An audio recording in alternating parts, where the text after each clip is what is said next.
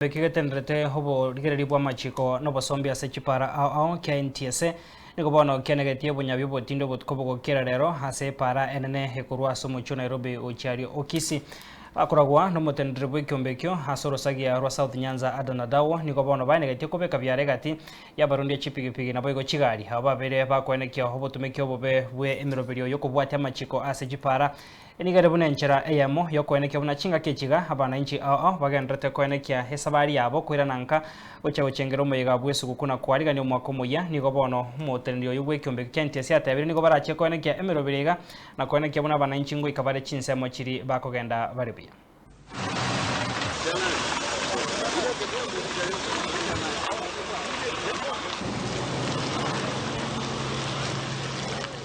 Tuko hapa kwa kuhakikisha kwamba tunawafikia, tunaangalia mambo yenye inahusiana na Traffic Act na NTSA Act kwa jumla. Hii ni msimu wa Krismasi, ni msimu wa watu kutembeleana, wapenda nao, na tunafanya kazi yetu kulingana na sheria, na pia tungeomba madereva wetu na wasafiri kwa jumla wakuwe waangalifu. Sasa ninaenda Nairobi napata nimefungiwa. Sijui shida ni gani. Sisi tumekoza, ni driver amekoza, nafaa kufika Nairobi naenda kasi kesho. Tafanya aje? Umekaa kwa muda gani? Nimekaa almost 1 hour.